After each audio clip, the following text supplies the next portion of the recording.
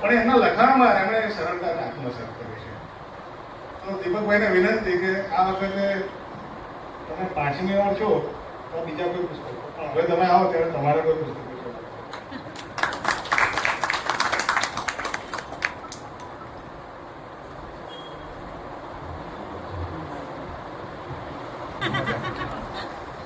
આમાં છે ને આપણે વિશે વાત કરવાની છે. હવે સાવ કંઈક દેખીતી વાત હોય ને તો એના વિશે બોલવું અઘરું પડે. આ હોલ લાંબો છે, એના વિશે હું કેટલું બોલી શકું? હિમાલય ઊંચો છે, સમુદ્ર અફાટ છે, આ બધી બહુ દેખીતી વસ્તુ છે. એમાં પુસ્તક બહુ ગ્રેટ છે, એક વાક્યમાં પતી જાય વાત.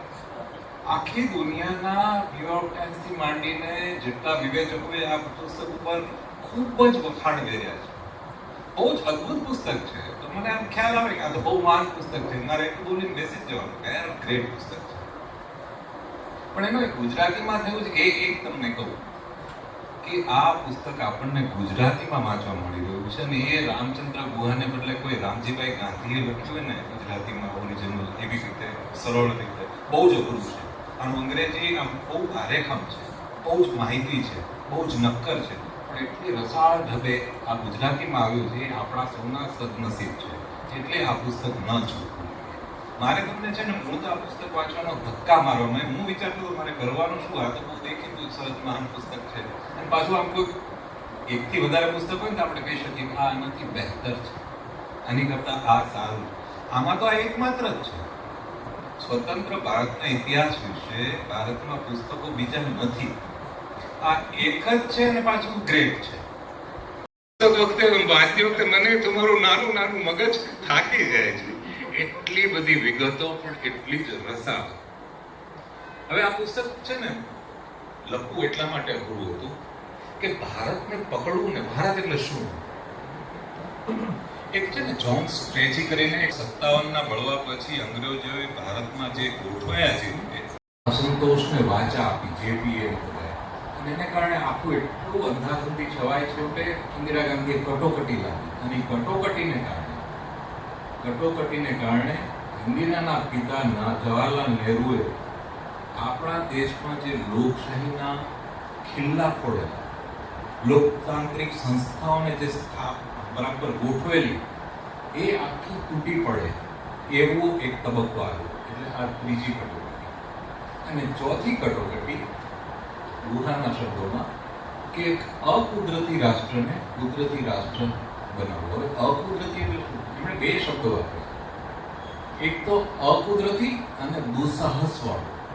કે આ દેશ બન્યો ને એ મોટા ભાગના લોકોને લાગતું હતું કે આ એક દુસ્સાહસ, આવી અંગ્રેજ જતા રહે, આ દેશ બને નહીં, કારણ કે આમાં કોઈ રીતે ભેગું થાય નહીં, ભાગલા થશે, ભાષાના ઝઘડા થશે, જ્ઞાતિના, ધર્મના, આ થાય જ નહીં, આવું સાહસ કરાય જ નહીં.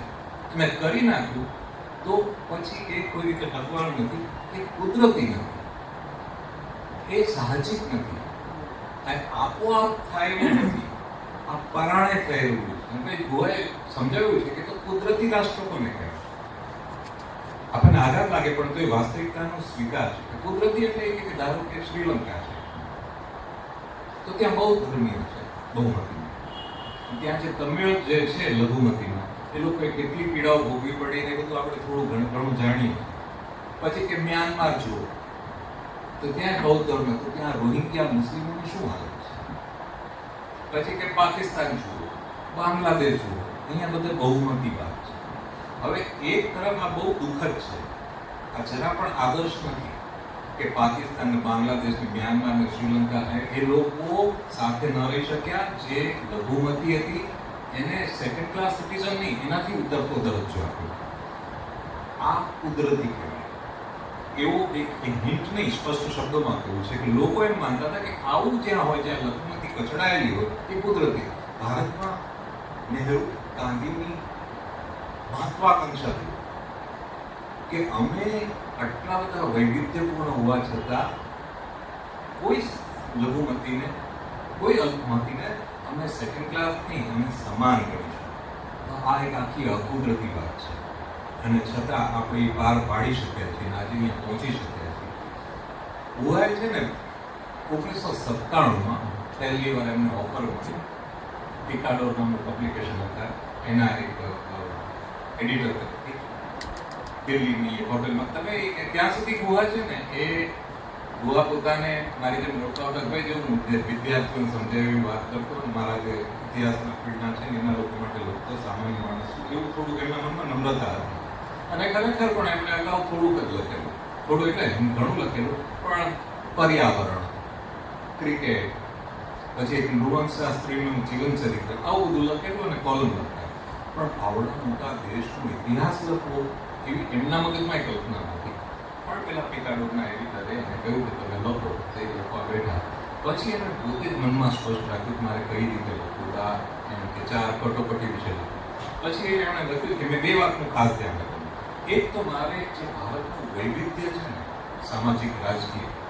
એને આદર આપવો આ પુસ્તક દ્વારા કે આપણે કેટલા વૈવિધ્યપૂર્ણ અને બીજું આપણા દેશના અને પરદેશના જે વિદ્વાનો અને વિદ્યાર્થીઓ છે એ બધાને મારે કહેવું છે કે અમે કઈ રીતે ટકી ગયા લોકોએ તો ન્યાય ના કર્યું કે આ દેશ ટકી નહીં શકે પણ મારે દેખાડવું હતું જો અમે આ રીતે ટકી ગયા તો 1997માં સોંપાયું 2007ના 10 વર્ષ લાગ્યા એમને લખતા અમને અનુવાદ કરવામાં 10 વર્ષ લાગ્યા 10 વર્ષ પછી 2007માં જ્યારે છપાયું કે ન્યુયોર્ક ટાઈમ્સમાં એનો રિવ્યુ આવેલો તો એ રિવ્યુમાં છેલ્લે લખ્યું કે આ પુસ્તક 900 પાનાનું હતું કે આ પુસ્તકના અંતે લેખકે આશાવાદ વ્યક્ત કર્યો છે કે જેવી રીતે અમે ટકી ગયા છીએ એવી રીતે ભવિષ્યમાં ટકી રહીશું અને ન્યુયોર્ક ટાઈમ્સના રિવ્યુઅર લખ્યું કે આપણે આશા રાખીએ કે રામચંદ્ર ગુહાની આશા સાચી પડે આવું એણે 2007માં લખ્યું પણ પછી ગુહાએ 2 એડિશનમાં થોડો ઉમેરો કર્યો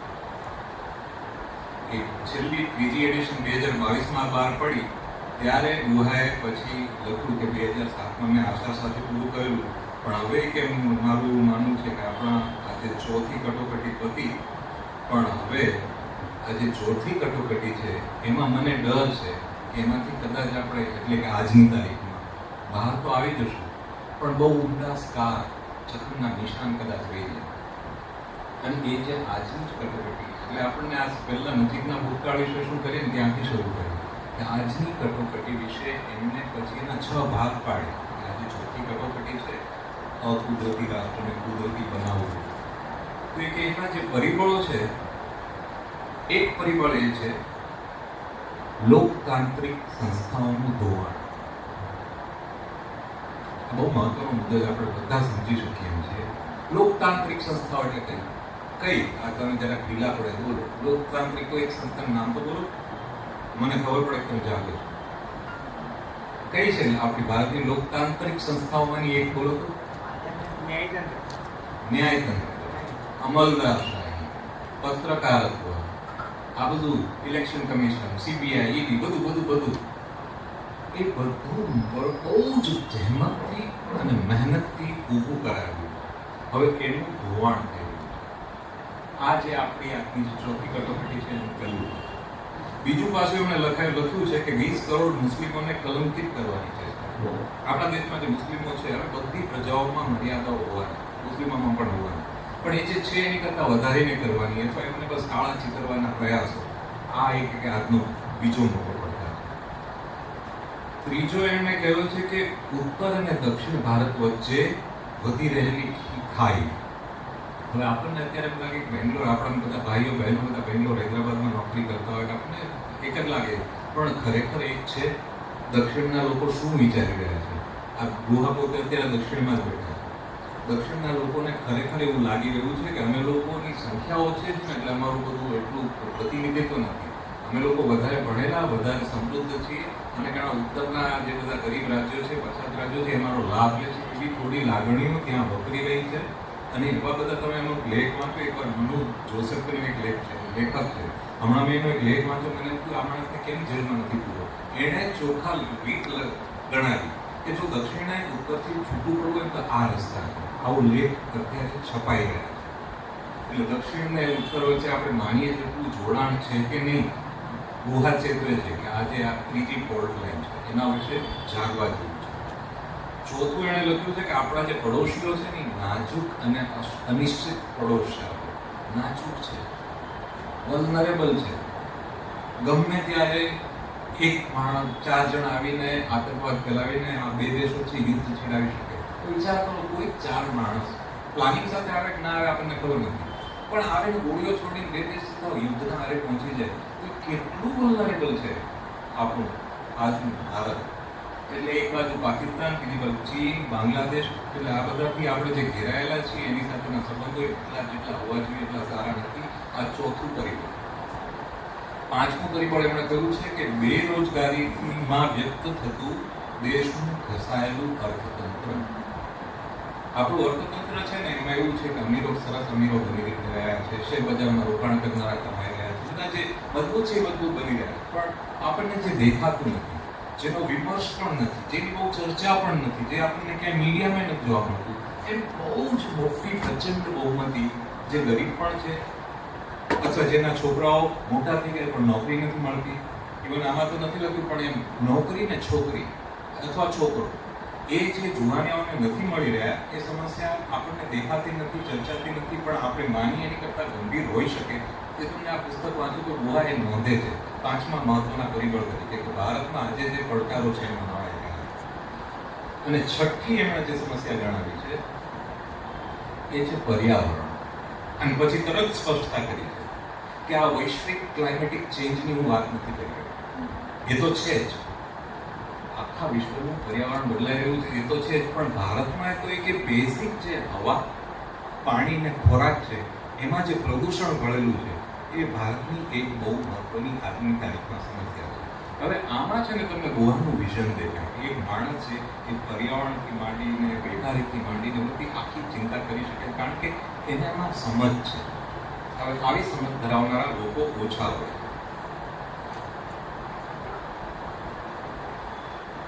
એટલે હું તમને છેલ્લી વાત પહેલા કહીને પછી તમને આગળ કહું, કારણ કે બધું મને જે આખા પુસ્તકમાં બધું જ ગમ્યું છે, પણ સૌથી વધારે અડેવું છે કે પેલું ભાગલા વિસ્થાપન અને પછી કઈ રીતે સ્થાપના કરી. પણ આ પુસ્તકના અંતમાં ગુહાએ છેલ્લે લખ્યું છેલ્લા પ્રકરણમાં કે ભારતીય ગણતંત્રની નિયતિ હંમેશા ઉબડ ખાબડ રસ્તા પર સફરની જ રહી છે. આપણે આઝાદ થયા ત્યારથી ઉબડ ખાબડ રસ્તા પર પડતા આકડતા જ આગળ વધ્યા છીએ, કારણ કે માનવ ઇતિહાસમાં આ ભારતની આઝાદી એ સૌથી વધારે દુસ્સાહસ ભર્યો અને સામાન્ય સમજથી વિપરીત એવો રાજકીય પ્રયોગ હતો.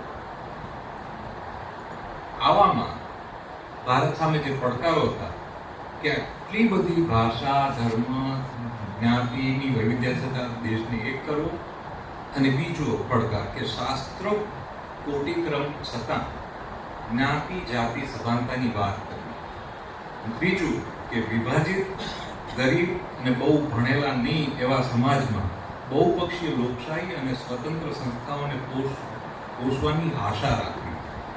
આ અસાધારણ પ્રયોગના વ્યાપ વિસ્તારને આવરતો ઇતિહાસ લખવાનું શક્ય બન્યું એનો મને એટલે કે ગુહાને આનંદ છે.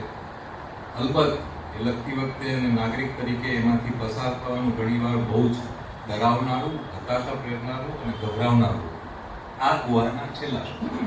એટલે તમને આમ ખ્યાલ આવે કે અચ્છા છેલ્લે આ ભાઈને થોડોક ડર પણ છે કે આપણા દેશમાં હવે શું થશે, પણ મોટે ભાગે આપણે ટકી જશું એવી આશા રાખીએ. હવે આમાં છે ને પુસ્તકમાંથી હું તમને આખા કિસ્સા કહું એમાં એના કરતાં આપણે પેલું એ વાત કરીએ કે આ પુસ્તક ઇતિહાસ વિશે. હવે ઇતિહાસ એટલે શું? ઇતિહાસ શબ્દનો અર્થ શું? જે ભૂતકાળમાં બની ગયેલું છે તે.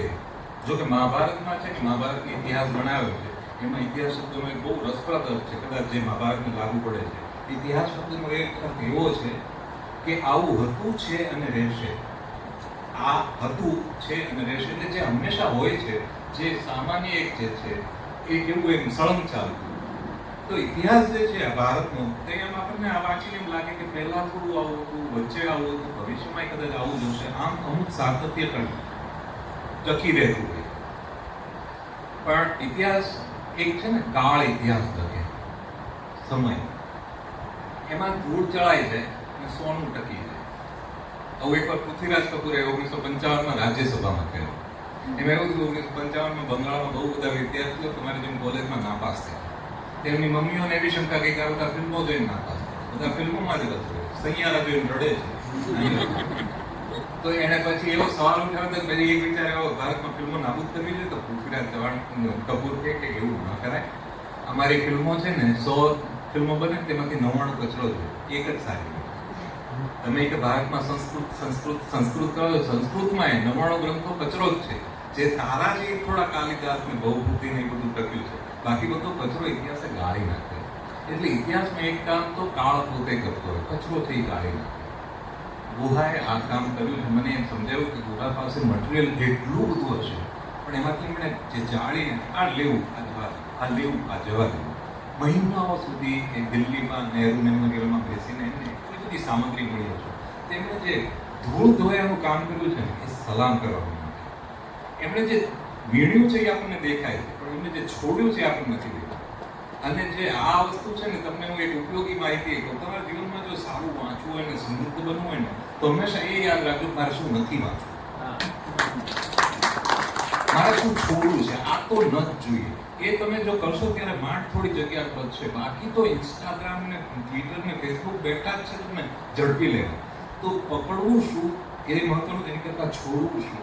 તો ગુહાએ એ કમાલામાં કરી છે કે ઇતિહાસમાં એમણે જે છોડ્યું છે કે આ નથી કામનું, આ કામનું છે, એટલે જે કાળનું કામ છે એ કર્યું. બીજું, ઇતિહાસ છે ને જનરલી વિજેતાઓ દ્વારા લખાતો હોય.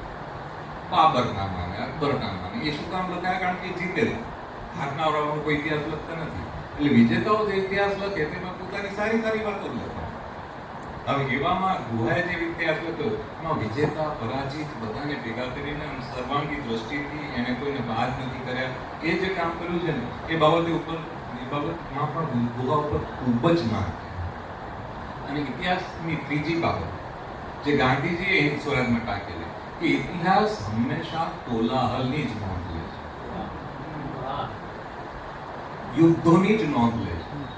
આપણે નાનપણ યાદ કરીએ કે ઇતિહાસ એટલે શું, તો કે પ્લાસીનું યુદ્ધ, પાણીપતનું યુદ્ધ, એટલે પણ યુદ્ધ છે કે હતું આપણે બાધા, બીજું કઈ છું જ નહીં.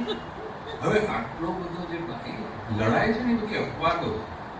નિયમ તો સંપ છે, નિયમ તો શાંતિ છે.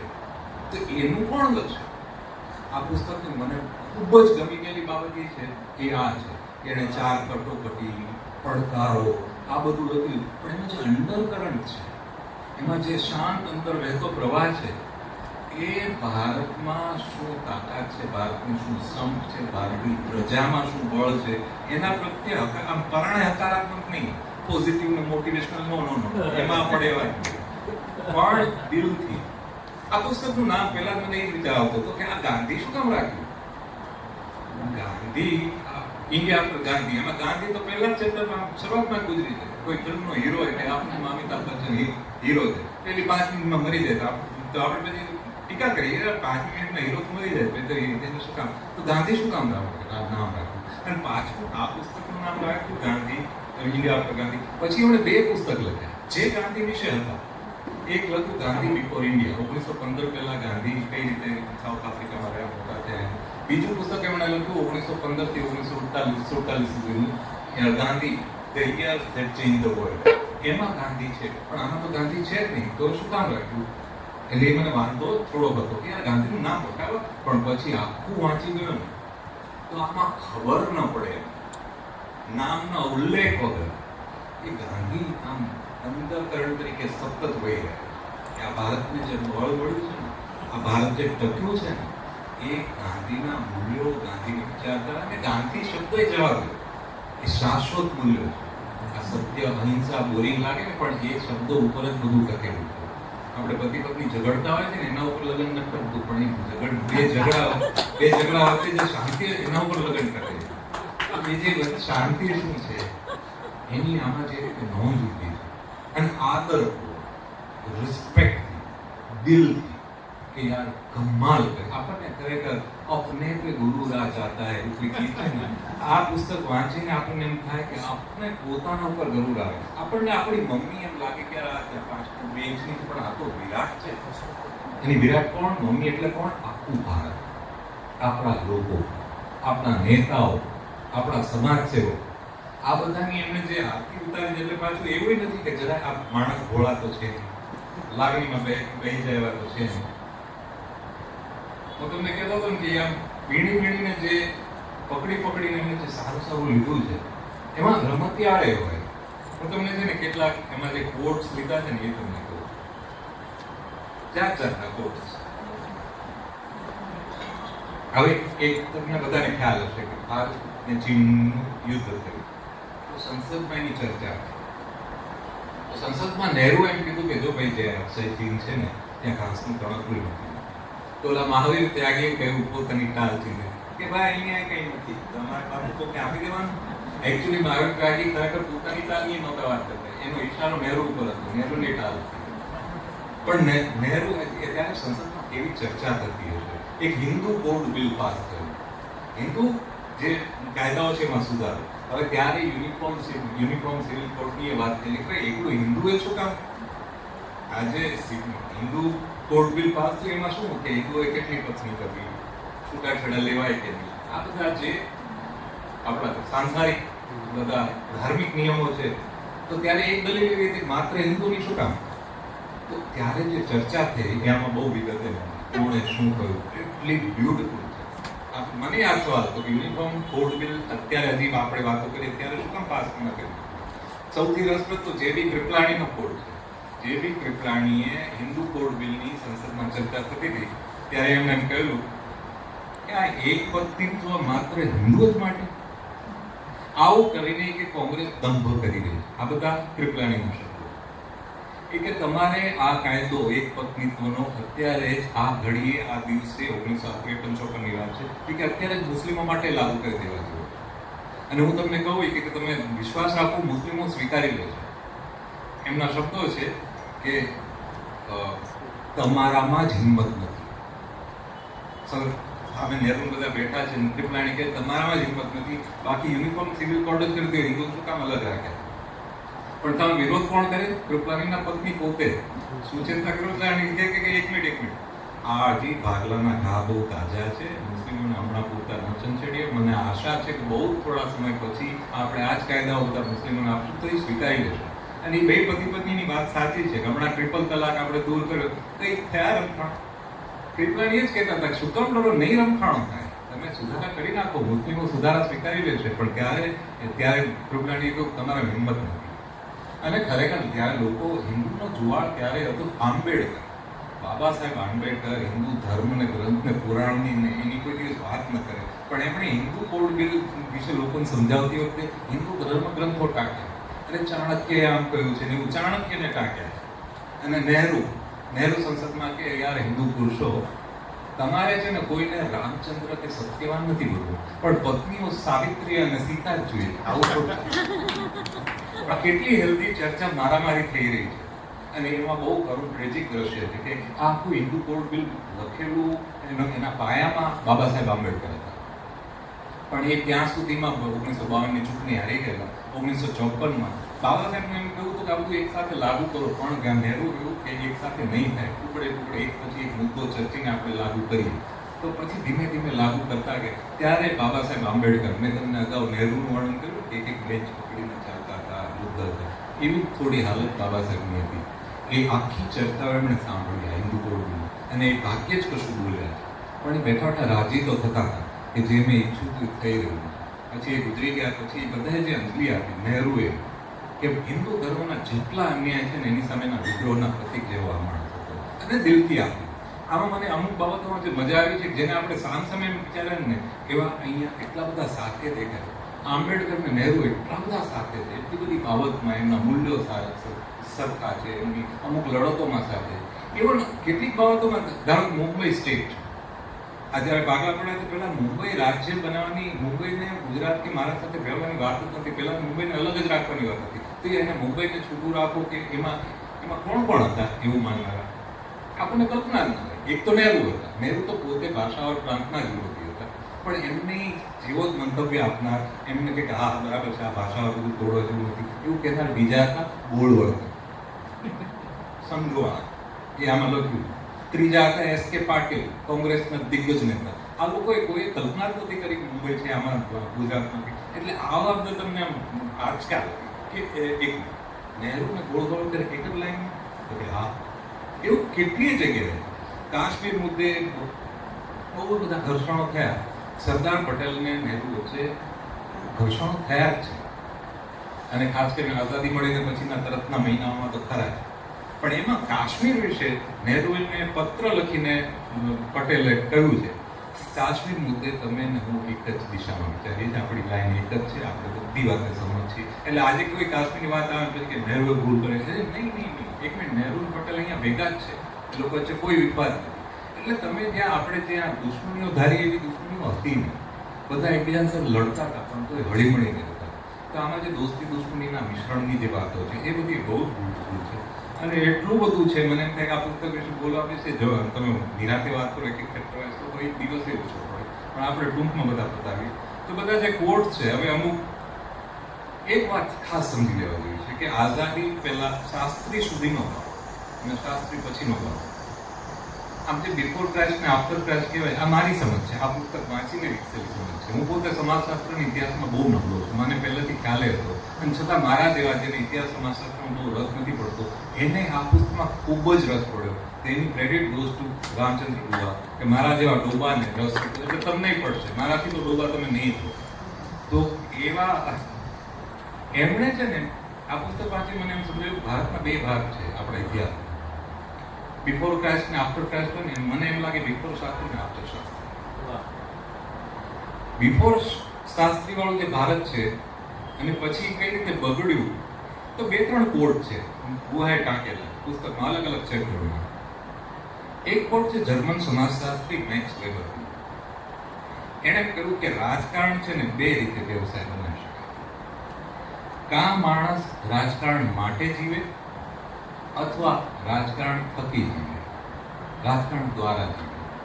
તો આજે હું કહું કે શાસ્ત્રી પહેલાનું ભારત એવું છે જેમાં રાજકારણીઓ રાજકારણ માટે, કે ભાઈ આપણે દેશને આગળ વધારવો છે, આપણી વિચારધારા એ ચાહે કોઈ પણ હોય, ડાબેરી જમણેરી સામ્યવાદી જે કંઈ હોય, લિબરલ, પણ એ રાજકારણ માટે હતા કે ભાઈ આપણે અમારા વિચારધારાઓ આપણા દેશ ઈચ્છા પ્રમાણેનો દેશ બનાવવો છે, એટલે એ રાજકારણ માટે જીવનારા હતા. પછી કે બીજો રસ્તો છે રાજકારણ થકી, તો એમાં મેક્સ વેબરના શબ્દો છે કે ભારતીય રાજકારણીઓની પહેલી પેઢી રાજકારણ માટે જીવનારી હતી. એમનામાં સેવા બલિદાનની થોડી ભાવના રહેતી, પણ વર્તમાન પેઢી એટલે આફ્ટર શાસ્ત્રી વાળી રાજકારણ થકી સત્તા અને પ્રતિષ્ઠા ઉપરાંત આર્થિક વળતરની તકોથી પણ આકર્ષાય છે. તે લોકો જાણે છે કે સરકારી તંત્ર પરનો કાબુ સત્તામાં રહેલા લોકોને અઢળક કમાણી કરાવી શકે છે. આ વાત આપણે સૌ જાણીએ છીએ, આ આજની વાસ્તવિકતા છે, અને એ આપણે જે પરિવર્તન કોઈ દુઃખદ છે. હવે એ જે મેક્સ વેબરે કહ્યું છે એને ભારતને જોઈને નથી કહ્યું, ભારતને તો કહ્યું છે, પણ એ આખી દુનિયામાં આ વાત લાગુ પડે. બીજા એક માણસનું કોઈ આરડબ્લ્યુ સધર્ન નામના લેખક છે, એણે સદીઓ પહેલા લખેલું, આ વાત એને સદીઓ પહેલા લખેલું કે સગાવાદ, રાજકીય લાંચ રૂશ્વત, સંસ્થાકીય નાણાં પોતાના પરિવાર માટે ઓળવી લેવા, આ બધી વૃત્તિ મધ્યયુગમાં ગુના ગણાતા નહોતા.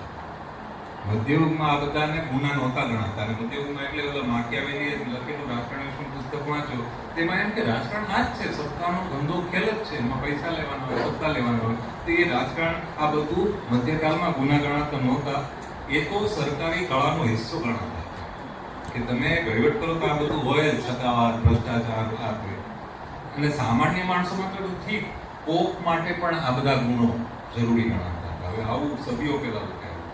પણ એક એમણે કોર્ટ ટાંક્યું છે ને 2022નું છે, સિંગાપુરના વડાપ્રધાને. હવે તો તાજું હમણાંનું જ છે. સિંગાપુરના વડાપ્રધાને શું કહ્યું? એનું નામ છે લી સેન લેંગ. એ કે આ ઇઝરાયલ અને ભારત એ બંનેનો આરંભ જોરદાર હતો.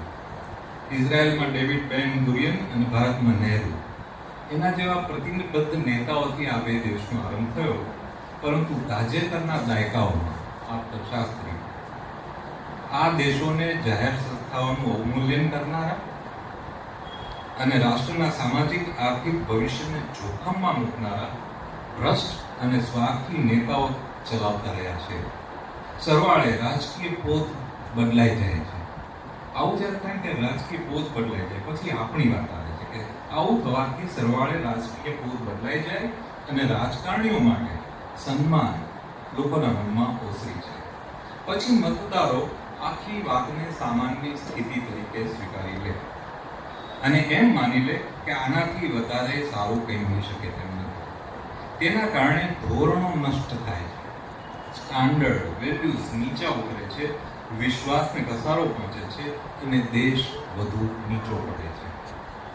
હવે સિંગાપુરના વડાપ્રધાને ભારતની ઇઝરાયલની વાત કરી, પછી આખા વિશ્વની વાત કરી. આ વાત આપણને બધાને લાગુ પડે છે. હવે આ તમને બધું પેલું એમ લાગતું હોય કે યાર આપણા દેશ વિશે અથવા દુનિયા વિશે રાજકારણ ગંદુ છે, એ જ બધી વાતો છે આમાં. ના, એ બધા ઈશારા છે કે આપણે પેલા રાજકારણ છે એની સેવા માટે હતું, હવે મેળવવા માટે છે. એ વાત છે ને આમ દેખાડી છે, પણ હતાશા સાથે નહીં.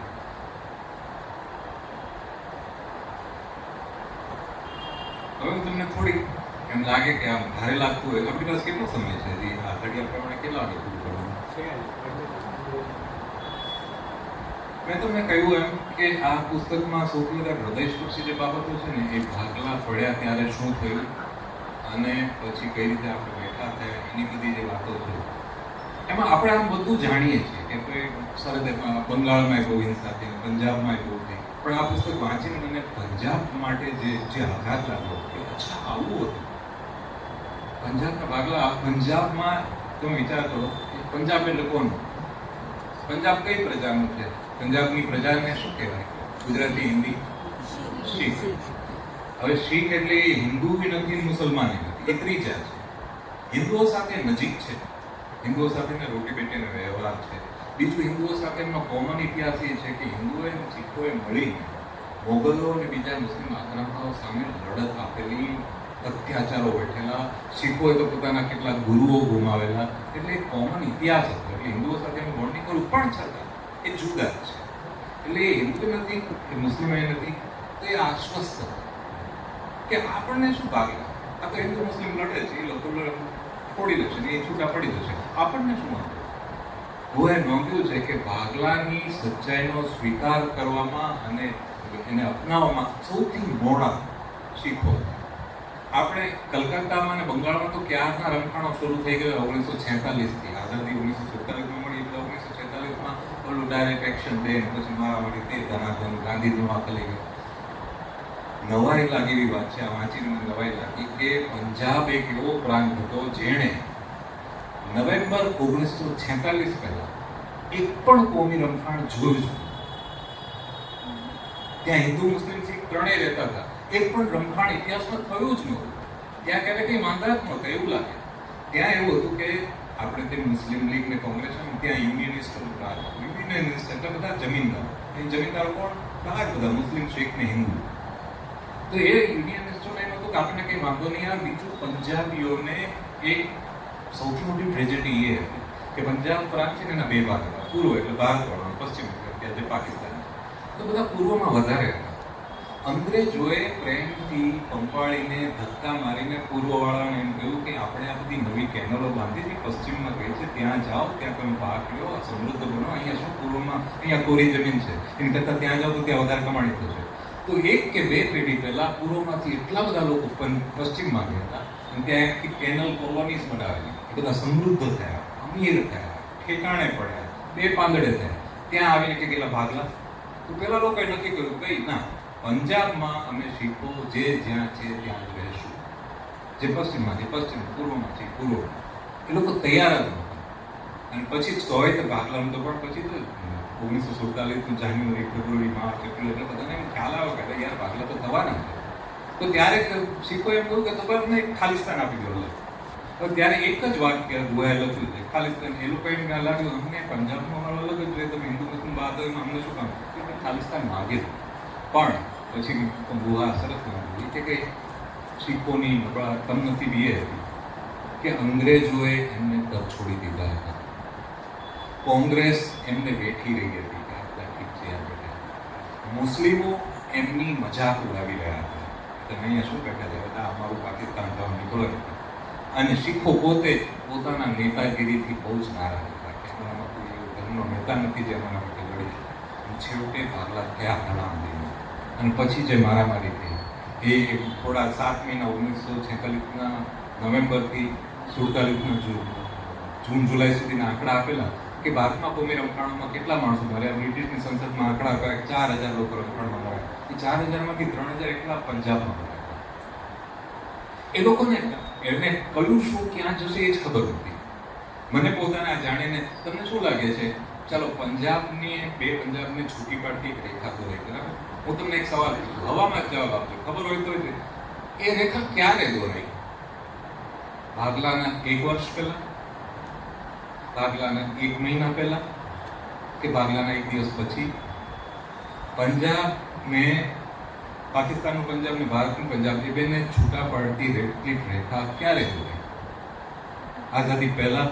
જવાબ એ છે કે આઝાદી પછી, 15મી ઓગસ્ટ પછી 16મી રેખાએ સીમાંકન જાહેર કરવામાં આવ્યું. ત્યાં સુધી સસ્પેન્સ હતું, પંજાબવાળાને ખબર જ નહોતી કે કયું ક્યાં જવાનું. એમને એમ હતું ગુરદાસપુર જિલ્લો તો આપણો જ હિન્દુસ્તાનમાં જશે, ગુરુ નાનક નાનકાના સાહેબનો જન્મ હિન્દુસ્તાનમાં જશે, ગુરદાસપુર એટલે એ રહ્યું. નાનકાના સાહેબ છેલ્લી ઘડીએ ખબર પડી ગઈ તો પાકિસ્તાનમાં.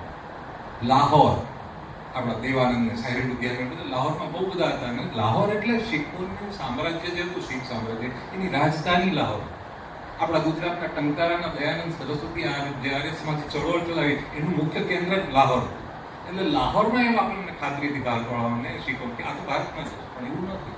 લાહોર ગયું પેલી બાજુ, ગુરદાસપુર ગયું આ બાજુ, નાનકાના સાહેબ પેલી બાજુ, અને પછી જે મારામારી થઈ. એમાં મારામારી શું કામ થઈ? ત્યાંથી હિન્દુઓને તગડી મૂકવામાં આવ્યા, ત્યાં રમખાણો શરૂ થાય. એક ઇતિહાસકારે લખેલું કે 1947ની ઓગસ્ટ પહેલા શીખો પીડિત હતા, અત્યાચાર વેચનારા હતા, પણ પછી એ લોકો અત્યાચાર ગુજારનારા પણ બન્યા. અને પછી જે ટ્રેનો આવે ભરેલી ભરેલી હિન્દુસ્તાનમાંથી, પંજાબમાંથી જે લોકોને મુસ્લિમોને તગડી મૂકાય, એ ત્યાં જઈને પેલા મુસ્લિમો જોવે એટલે ભડકે, એટલે ત્યાંના હિન્દુઓને મારે, એટલે હિન્દુઓ ત્યાંથી નીકળે. હિન્દુઓ નીકળે ત્યારે અહીંથી જે પાકિસ્તાન ભારતમાંથી જતા હોય એ સામે મળે એટલે એને દાજ ચડે, ભલા આવી રહેલા હિન્દુઓ કે તમારા સગાઓએ અહીંયા અમને મારી નાખ્યા, ખાલી કરી નાખ્યા. એટલે જવાહરલાલ નહેરુએ એક તો એ જે લુધિયાણાથી જલંધરથી લાહોર જવાનો રસ્તો હતો એ તોડી નાખો રસ્તો, કારણ કે એક રસ્તા ઉપર જો બે સામસામે આવશે તો હિંસા થશે. થઈ છે, ભયંકર હિંસા થઈ છે. એક વેઠેલા માણસે એ એક નાનકડું વાક્ય છે કે આ ભાગલા પંજાબની હિંસા જોઈ ચૂકેલા એક માણસે લખ્યું કે અમારા માટે સવાલ એ હતો કે જે અણીદાર શસ્ત્રથી બાળક મર્યું હોય એ બાળકના શરીરમાંથી એ અણીદાર શસ્ત્ર કાઢવું શું કામ? કલ્પના કરો, આપણું સંતાન છે એ મૃત્યુ પામ્યું છે, એની અંદર છરી કે ભાલો કે કંઈક પહોંચાયેલું છે. આપણને એમ તો થાય ને કે મરતા પહેલા એમાંથી છરી કાઢી નાખો, પછી એને દૂધ દે કે એની અંતિમ વિધિ કરો. પણ એટલી હદે લોકોના મગજ શૂન્ય થઈ ગયેલા કે આ બાળકની અંદરથી મારે હથિયાર શું કામ કાઢવું? એ જ માણસનું બીજું વાક્ય છે કે કૂવામાં પડેલા સ્વજનોને અંધકારમાંથી બહાર કાઢવાનો મતલબ શું છે? આ હદે લોકોના મગજ શૂન્ય થઈ ગયેલા કે આ મરી ગયા, મારો ભાઈ, મારા પિતા, પણ મારે એમાંથી નથી ભોંકાયેલું હથિયાર કાઢવું. એ કૂવામાં હોય તો મારે એમાંથી બહાર નથી કાઢવું, મારે કંઈ નથી કરવું. એની જતા રહે અને પછી આવીને એક આ બાજુ જાય, આ બાજુ આ, પછી નિર્વાસિતોની છાવણી. ભારતમાં 201 છાવણી બનેલી. આપણે બધે ગુજરાતમાં, અમદાવાદમાં, સિંધિયા, ભાવનગર, આદિપુર, મુંબઈ બધે હતા. પણ સૌથી મોટી છાવણી છે ને એ ક્યાં બનેલી? કોઈ ખબર? ભારતમાં સૌથી મોટી નિરાશ્રિતોની છાવણી કઈ હતી? કુરુક્ષેત્ર. જે મેદાનમાં પાંડવો કૌરવ, પછી પહેલા મેં જોયું નથી કુરુક્ષેત્ર. ક્યારેક મને વિચાર આવે ઓલું મહાભારતમાં જે આંકડા છે ને તો ચક્રાય ખાય કે યાર મહાભારતના યુગમાં 18 20 સેનાથી એક સેના એટલે કેટલા લાખ. મેં કીધું આટલા સમય એવું મેદાન આખું મોટું રાજ્ય છે, પણ આ વાંચીને મને કહ્યું કે યાર કુરુક્ષેત્રનું મેદાન ખરેખર મોટું હતું. ત્યાં પ્લાનિંગ એવું હતું કે 1 લાખ નિર્વાસિતો માટે છાવણી બનાવી. શરૂઆત કરી, તંબુ બાંધ્યા, લોકો આવવા માંડ્યા. આમ રોજના 500 1000 એક દિવસ, આમ 20-20 હજાર, એક દિવસમાં 20,000 લોકો ત્યાં આવે. હવે તમે વિચાર કરો 20,000 લોકો આવે તમે શું કરો? પણ હું તારીફ કરતા, તાલીઓ પાડતા હોય ને એવી રીતે લખ્યું છે કે જે રીતે લશ્કરે ઝડપે તંબુઓ બાંધે અને બધાને, અને પાછો શિયાળો આવી રહ્યો હતો, ઠંડી બહુ પડવાની એટલે ચિંતા હતી. તો એ 1 લાખ લોકોની છાવણીમાં થોડા જ મહિનામાં 1947ના ઓગસ્ટ પછીના થોડા જ મહિનામાં કેટલા લોકો ભેગા થયા? 3 લાખ. એક મેદાન છે એમાં 3 લાખ નિરાશ્રિત જે ત્યાંથી બધું ગુમાવીને આવ્યા છે. એમની પાસે કંઈ જ નથી, એમના હાથમાં જેટલું લઈને છે એ જ આવ્યા. ત્યાં અમુક તો સેંકડો અને હજારો એકર જમીનના માલિકો હતા. એ બધા ત્યાં આવ્યા છે, આખો દિવસ બેસી રહે છે, એક મિનિટ, આકાશ આમ તાકી રહે, કરવાનું શું? નવરો માણસ, એક તો શેતાનનો દિમાગ હોય, આટલી પીડા ભોગવીને આવી ચૂકેલો માણસ હોય, અને એની પાસે જે હતાશા, ગુસ્સો, વેદના જે હોય એ આપણે કહ્યું, હું તો ઠીક, કાલિદાસ તો ઠીક, કોઈ વર્ણવી ન શકે. એવા એ ટોળાને કઈ રીતે માનસિક રીતે સ્વસ્થ રાખવું એની ચર્ચા વિચારણા થઈ, અને કોઈ અક્કલવાળો માણસ હશે એને એવો વિચાર આવ્યો કે ફિલ્મો દેખાડો, આ ટોળાને ફિલ્મો દેખાડો. તો મોટા મોટા પડદા દિલ્હીથી બધે લાવવામાં આવ્યા, અને ફિલ્મો ત્યારે પ્રિન્ટે નહોતી ત્યારે ફિલ્મો, તો ડોનાલ્ડ ડક ને મિકી માઉસની ફિલ્મો દેખાડવામાં આવી. હવે પડદો વચ્ચે રાખ્યો તો આ બાજુ અડધા બેસે, આ બાજુ અડધા બેસે, એને કારણે શું થાય, આપણે નાનપણમાં શેરીમાં આવા પડદા મૂકાતા, આ બાજુ વાળાને અમિતાભ જમણેરી લાગે, ઓલી બાજુ વાળાને ડાબેરી લાગે, કારણ કે ઊંધું દેખાય. એ જે ફિલ્મો દેખાડી છે એના વિશે એક વિસ્થાપિત કરેલી નોંધ છે, જો શબ્દો મળે તો તમને કહું. એ 2 કલાક પૂરતો વાસ્તવ સાથેનો વિચ્છેદ જીવતર ઉગારનારો હતો. એ 2 કલાક તમને વાસ્તવિકતા ભૂલાવતો કે ભાગલા પડ્યા છે, મેં મારા ખેતરો ગુમાવ્યા, મારી માતા પિતા ગુમાવ્યા, હવે મારી પાસે કંઈ નથી, એ મારે ખુલ્લામાં શૌચે જવું પડે, કંઈ પણ હજારો વેદના હતી, પણ કે એ 2 કલાક પૂરતો વાસ્તવ સાથેનો વિચ્છેદ જીવતર ઉગારનારો હતો. એ હસી ખુશીમાં આઘાતજનક અનુભવ અને વેદના લોકો ભૂલી જતા હતા. હા, એ ઘર વિહોણા ઘાયલ લોકો હસી શકતા હતા, મતલબ આશા જીવંત હતી. હવે આ એક નાનકડો ફકરો છે, આમાંથી મારું મગજ વિચારે છે કે ઓકે, આ ફિલ્મો છે ને, આપણે કેટલાય વર્ષ ત્યારથી શું થાય, ફિલ્મો આપણે બધા જોતા જ હોઈએ, અને ફિલ્મો આપણને મનોરંજન પૂરું પડે, વિચાર પ્રેરણા પૂરી પડે. પણ મને એમ થયું કે ફિલ્મો માનવ સમાજને, કોઈ હતાશને નિરાશામાંથી બહાર લાવવા આટલી શક્તિશાળી પ્રભાવ પાડનારી સાબિત થઈ હોય, એનો આનાથી મોટો ઉદાહરણ મને લાગે ન હોઈ શકે કે ફિલ્મો તમને આટલી હૃદય દુઃખમાંથી, વિકસિત બોછમાંથી પકડીને ઉગારી શકે. એ બધા ત્યાં જે બેઠા હતા ને એમની માગણી સારી હતી કે આ થોડી થોડી જમીન દઈ દો, અમે ખેડી ખાશું. હવે 3 લાખ લોકોને જમીન ખેડી, એમાં મોટા ભાગના ખેડૂતો જ હતા, પશ્ચિમ પાકિસ્તાનમાંથી આવ્યા. તો પહેલા એવું નક્કી થયું જેટલા છે ને બધાને 4-4 એકર આપી દે. તો બધા કહે કે ના, અમારે ત્યાં તો બહુ જમીનો હતી, અમે તો ત્યાં તો અમારે 1000 એકર હતી, નહીં તમે 4 જ આપો. તો એ આખું જે વહીવટ છે, તમે વિચાર કરો, 3 લાખ લોકો છે, જમીન માંગી રહ્યા છે. હવે એમાં એવું થયું, ભારતમાંથી જે મુસ્લિમો ગયા એ જે જમીન ખાલી કરીને ગયા એ 19 લાખ એકર હતી, ખાલી 19 લાખ. અને પાકિસ્તાનમાંથી જે હિન્દુઓ છોડીને આવ્યા એ 27 લાખ એકર હતી. એટલે જે લોકો ત્યાંથી છોડીને આવેલા એ બધાને એટલી જમીન અહીંયા આપવાનું શક્ય નહીં. એટલે કરવું શું? તો ત્યારે આમાં છે ને બધા નાના નાના અમુક નામ છે જે આપણને ખબર નથી, જેની આપણને શરમ હોવી જોઈએ કે યાર આ નામ આપણને ખબર કેમ નથી. તમે ત્રિલોકસિંહનું નામ સાંભળ્યું? હવે એ માણસ આપણે અહીંયા ફોટા મૂકવા, એણે આ જમીનની વહેંચણીનું કામ કર્યું.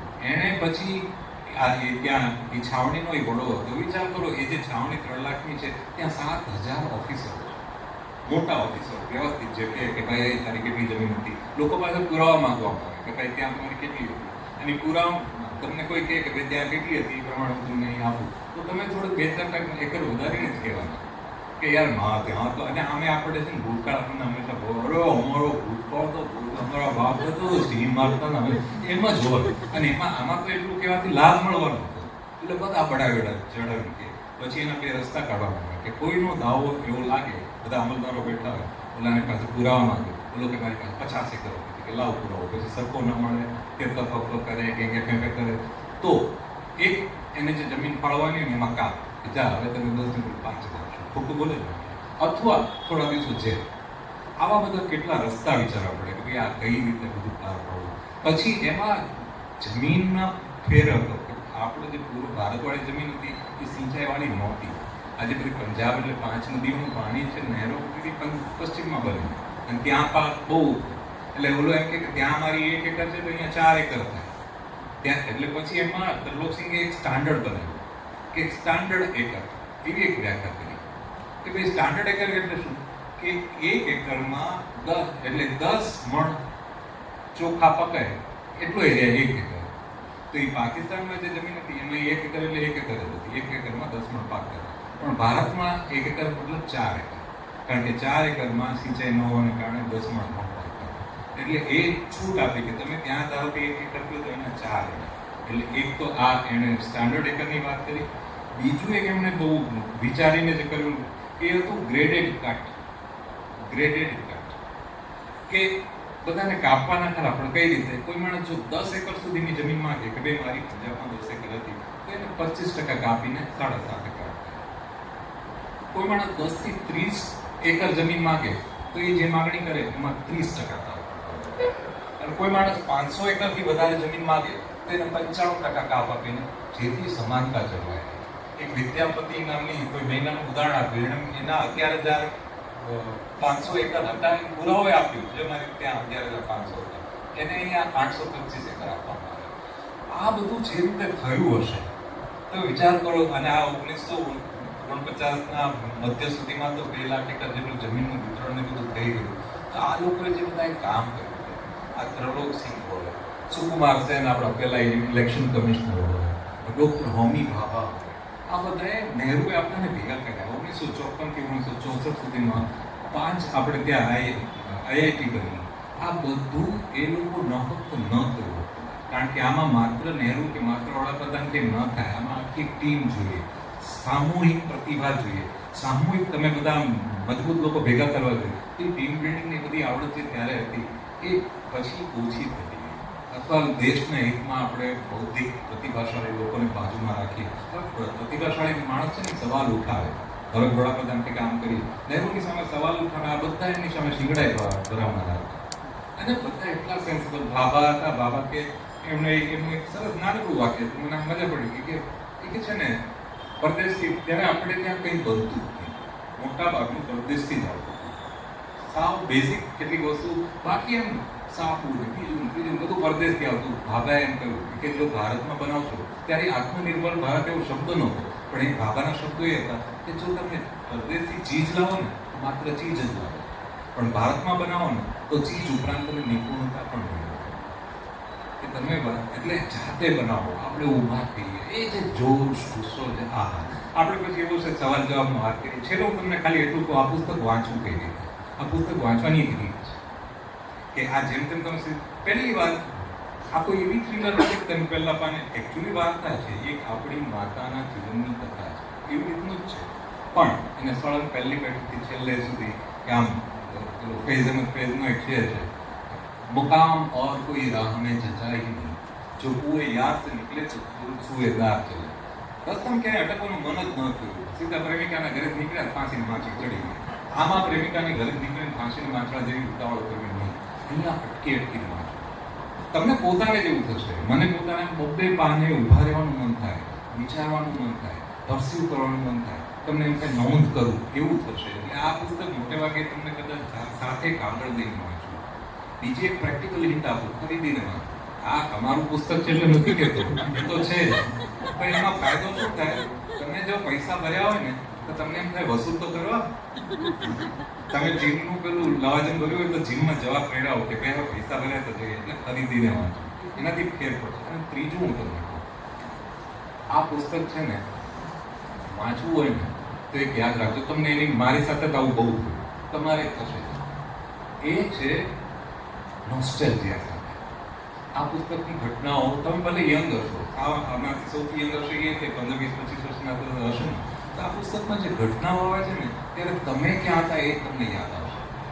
કે હા, ઇન્દિરા ગાંધીની હત્યા થયેલી ત્યારે કોલેજમાં ગયેલો, મારી ગર્લફ્રેન્ડ મળવાનો હતો, અને આ પાળીએ બેઠા હતા, પાછળ છોકરાના ફૂલની સુગંધ આવતી હતી. એ આ બધું તમારો બહુ ભૂલી દાસ્તાન તમારી નજર સામે ઊભી થશે. રાહુલ ગાંધીની હત્યા થઈ ત્યારે આમ થયેલું, કોવિડ એ તો હમણાંનો તાજો છે. તો એ આ બધું તમે જ્યારે વાંચો, તમને એ આખો તમારો ભૂતકાળ, તમારો પોતાનો ભૂતકાળ ફરીથી જીવન કરે. તો એ નોસ્ટેલ્જિયા સાથે તમારી બધી સેન્સીસ જાગૃત થઈ ઉઠે. એ રીતે એ જમાનાની સ્વાદ, રંગ, સુગંધ બધું તમને યાદ આવે એવી રીતે આ પુસ્તક વાંચવું. બસ આટલું જ. પછી હવે વાતચીત કે સવાલો કરતી. આમ તો રિવાજ એવો છે આપણે ત્યાં કે કોઈ ગુજરાતીમાં બોલીને જાય પછી સંચાલક તમને ફરી ગુજરાતીમાં સમજાવે કે કે એમણે શું કહ્યું ને કેવી વાત કરી ને જાણે ફ્રેન્ચમાં બોલ્યા હું તમને ગુજરાતીમાં અનુવાદ કરું છું. મારે એવું કશું કહેવાનું નથી, તમારી બેની વચ્ચે કશું જ નહોતું, એમણે જે કહ્યું એ તમે સાંભળ્યું. સૌથી પહેલાં તો દીપકભાઈનું અભિવાદન કરવા માટે આ રંગોળી બનાવનાર દીપાલી એમને આપણું સ્મૃતિચિહ્ન અર્પણ કરે.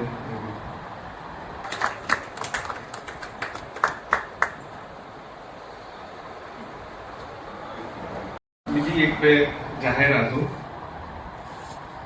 નાઝમીને વાત કરી જ છે, પણ જે વિદ્યાર્થી મિત્રો છે એ બધા ગુરુવારે સાંજે ગોવર્ધન રામ સ્મૃતિ મંદિરમાં જે ચર્ચા સભા ગુરુવારીઓ ચાલે છે એમાં આવતા હોય તો નિયમિત આવે અને ન આવતા હોય તો અચૂક આવે. કારણ કે અત્યારના સમયમાં આવી કોઈ પ્રવૃત્તિ થતી હોય એ બહુ દુર્લભ વસ્તુ છે અને આવી જગ્યાએથી એવું કચોક મળતું હોય છે જેની તમને ચાલુ વર્તમાન કાળમાં ખબર ન પડે, 10 વર્ષ પછી પાછું ફરીને જુઓ ત્યારે સમજાય કે ઓહ આટલું બધું. ત્રીજી વાત, સપ્ટેમ્બર 7 રવિવારે અશ્વિની ભટ્ટ, એટલે એમણે જેમ કહ્યું નામ ही काफी है, એટલે અશ્વિનીભાઈની નવલકથાઓ હું હંમેશા કહેતો હોઉં છું કે ટ્રેનમાં ન વાંચવી અને કોઈ બીમારની ચાકરી કરતા હો ત્યારે ન વાંચવી. કારણ કે પેલાના બિચારાને જે પાણી જોતું હોય અને આ બાજુ રણમાં રમખાણ ચાલતું હોય કે હિરોઈનનો પ્રેમ પ્રસંગ ચાલતો હોય તો તમે શાંતિ રાખો યાર, આટલું પતાવી ના આપો છો. અશ્વિનીભાઈની નવલકથાનો રસ એવો છે કે તમે તમારું સ્ટેશન ભૂલી જાઓ કે ક્યાં ઉતરવાનું હતું. તો એ અશ્વિની ભટ્ટની એક નવલકથા વિશે એમનો બહુ જ પ્રખર ચાહક, એમની નવલકથાઓને આત્મસાત કરનાર અને પોતે બહુ જ ઉત્તમ નવલકથાકાર અને આપણે ત્યાં આગળ આવી ચૂક્યા છે એવા દૈવત ત્રિવેદી અશ્વિની ભટ્ટની નવલકથાઓ વિશે સપ્ટેમ્બર 7ના રવિવારે વાત કરશે. તો ફરી આવી જજો. અને છેલ્લી જાહેરાત આ પુસ્તક વિશેની, જેના વિશે દીપકભાઈએ વાત કરી, એ અમારું જ છે આમ તો, એટલે આપણું જ છે એવું કહેવાય. એટલે એ પુસ્તક અને એમણે જે વાત કરી એ પરથી આમ તો તમે સમજી ગયા હશો કે ભારતના કોઈ પણ નાગરિકને ભારત શું છે એ સમજવું હોય તો આ પુસ્તક વાંચવું જરૂરી છે. અને સ્પર્ધાત્મક પરીક્ષાઓમાં વાળાનું તો આ પુસ્તક એકદમ ફેવરેટ હોય છે. અને અત્યાર સુધી એ ગુજરાતીમાં નહોતું એટલે બધા હિન્દીના સહારે જતા હતા. હવે રાષ્ટ્રભાષાના બદલે માતૃભાષામાં થઈ શકાય છે. અને આ પુસ્તકની કિંમત 1500 રૂપિયા છે, એની પ્રિન્ટેડ પ્રાઇસ. પણ આજે અત્યારે જો કોઈ નોંધાવે, અત્યારે નકરો તો નથી પણ અત્યારે કોઈ લાઇબ્રેરીના મિત્રો પાસે નોંધાવે તો એમને 1200 રૂપિયામાં ઘરે બેઠા મળી શકશે. આટલી એક વાત દીપકભાઈને થોડો આરામ આપવા માટે, કારણ કે હવે સવાલ જવાબ શરૂ થાય છે. એટલે આપણે બાઉન્સરથી શરૂઆત કરીએ કે શું તમને આ પુસ્તક પ્રો નહેરુ લાગે છે, એટલે કે નહેરુ તરફી?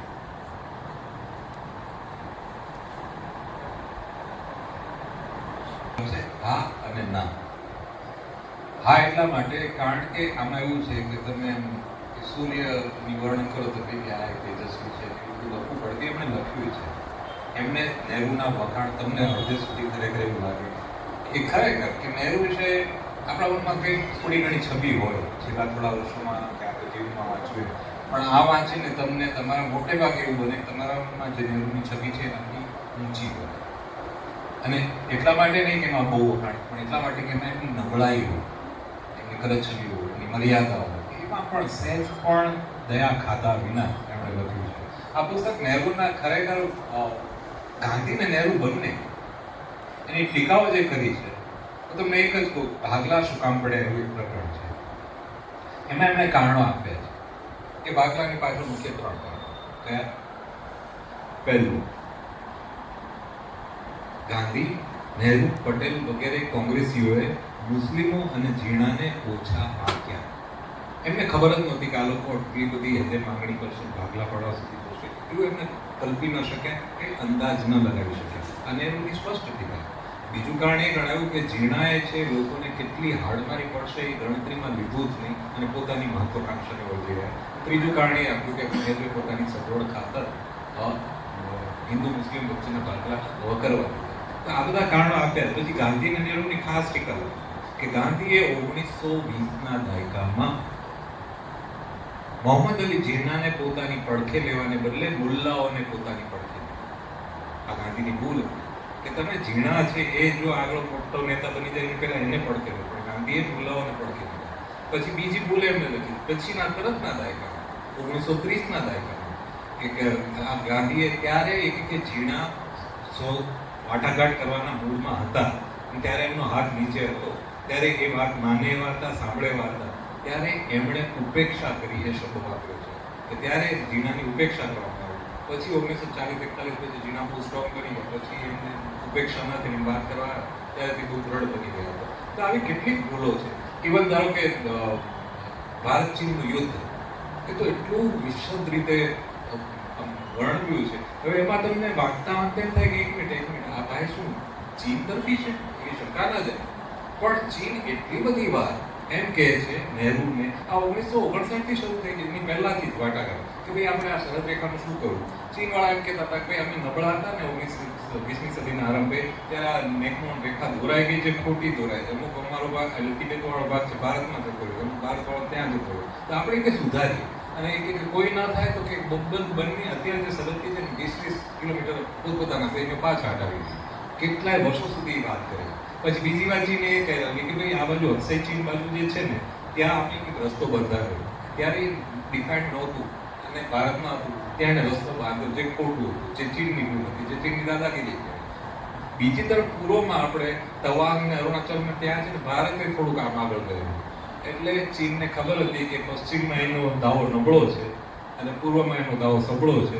ચીને એવી ઓફર મૂકી કે જ્યાં અમારો નબળો દાવો છે ત્યાં અમે રસ્તો બંધાવી દીધો તો એ રહેવા દો ને, અમને ત્યાં ચીનમાં તિબેટમાં મદદ મળે. અને આ પૂર્વમાં જ્યાં તમારો દાવો સબળો છે ત્યાં અમારો દાવો મજબૂત છે ત્યાં કે તમે રાખો. એટલે બહુ જ એ લોકોએ છૂટ આપવાની બધી બધું તોય તે લડાઈ થઈ. યુદ્ધ શું કામ થયું? ચીનનું એગ્રેશન છે.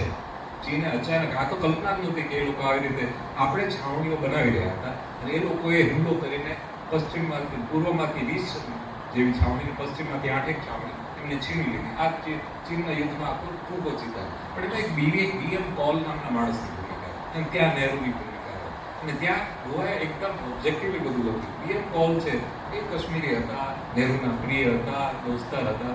એને 12 જણને વટાવીને ઉપર પ્રમોશન આપ્યું. પ્રમોશનમાં લશ્કરમાં જનરલ બનાવી દીધા. નીચે 11 જણ લાયક હતા સિનિયોરિટી પ્રમાણે, બધાને વટાવીને 12માં એને એટલું પ્રમોશન આપ્યું ને પછી એ બહુ એગ્રેસિવ પણ હતા. એણે ત્યાં પૂર્વમાં ખૂબ જ બધી છાવણીઓ બાંધી આપે તો એનાથી પહેલા આપણા લશ્કરીવાળા જે થીમૈયા હતા એ નારાજ થયા. તો આ બધી આપણા હાથના કારણો તો એમાં ચોખ્ખું દેખાય કે આમાં નહેરુએ કરેલી ભૂલ કામ કરી રહી છે. તો એટલે હું કહું છું કે આમાં નહેરુના વખાણ છે એવું નથી. નહેરુની બધી જ ભૂલો પકડીને સ્પષ્ટ રીતે ચીંધવામાં આવી છે. પણ એ બધું જોયા પછી પણ નહેરુએ જે રીતે આ દેશને દિશા, મૂલ્યો, ઉત્સાહ, વિશ્વમાં સ્થાન એ જે આપ્યું છે ને એ આકરામાં આકરા ટીકાકાર તરીકે વાંચીએ ને તો આપણને એમ થાય કે આ માણસ બહુ ગ્રેટ, એક ગ્રેટ માણસ જેણે ભૂલો કરી એવું આમાં ચિત્ર છે. એટલે એમાં નહેરુ તરફી પણ છે ને નહેરુ વિરોધી પણ છે. આ એક સવાલ ઓપ્શનલ છે એટલે જવાબ આપવો કે નહીં, કારણ કે એક સ્પેસિફિક એનો રેફરન્સ છે કે આ પુસ્તકના લેખક રામચંદ્ર ગુહાને ગુજરાતમાં જાકારો આપવામાં આવ્યો એ ઘટના આપને યોગ્ય લાગે છે કે કેમ?